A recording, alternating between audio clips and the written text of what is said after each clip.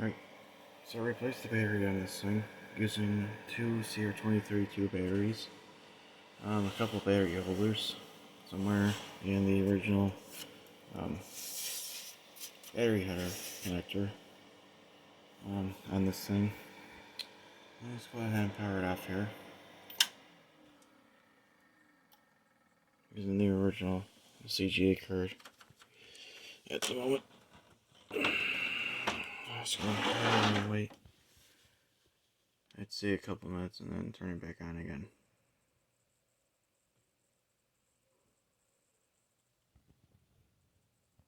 Actually, I'm going to turn it on right now, real quick here. It's probably going to say the settings aren't correct again.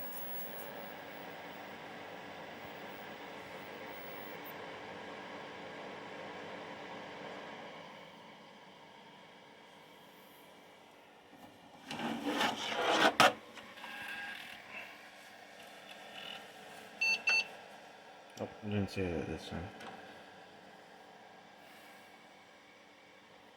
So I got the dual TX floppy drive here, 1X lithium drive here. I trimmed the drive here. I didn't trim the plastics here because, well, I like to keep it authentic. In case I want to I'm gonna put the tape drive back in here. I can do that easily. Don't need hiccups. Over here, we have the XTCF card. It's the Compaq VDU card. Originally, I wanted to go with EGA, but unfortunately, I have to do some more tinkering with it. Serial parallel floppy controller. Mitsubishi RAM controller. Smart breaker. Sound card clone with CMS. Running on the original power supply. This is the original keyboard.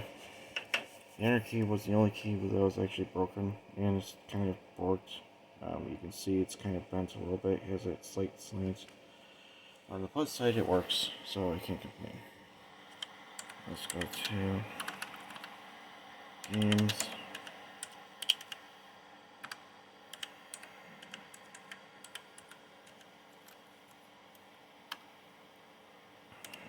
Let's go ahead and run Compaq 3 real quick. Let's see, which one should I choose? I can't choose Electronics, so I might as well choose composite mode.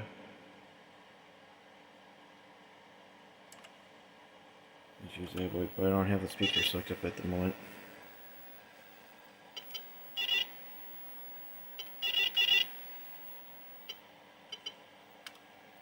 Let's see what's in here.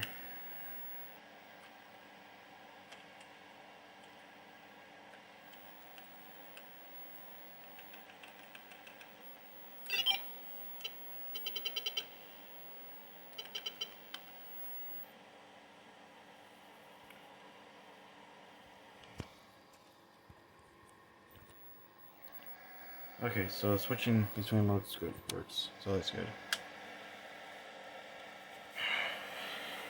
Fortunately, it wasn't working earlier. This is basically the model FAT keyboard layout. You have the function keys here.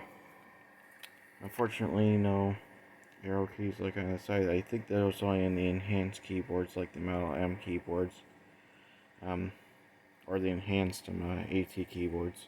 They had all that. So the arrow keys are right here, and my initial plan is to design something for a keyboard like this, including the XT Compaq Portable. Is put like a little thing right here, like a little RJ10 connector here, and it's having like a side and arrow keys, but I have to figure out how to program that, since the keyboard uses, I believe, 12 volts. Now granted, I do have a brand new keyboard inside my car. I haven't taken it out of the trunk yet. I just wanted to show you guys the operation of this computer here. Let's go ahead and check the time here. I believe that's correct. I'm not sure what time it is right now. Okay, yeah, yep, okay. Okay, yeah, the same time is coming up, so let's see, date. Make sure it's still set correctly. Good. Y2K ready. And ready to roll. I gotta fix that flickering issue. That's gotta be a capacitor problem. Capacitor related, excuse me. So, initial plan is to recap the whole system, power supply, motherboard, the whole 9 yards, and then swap the keyboard with the brand new one. Well, I have to inspect it first, make sure that it's okay first before I actually install it.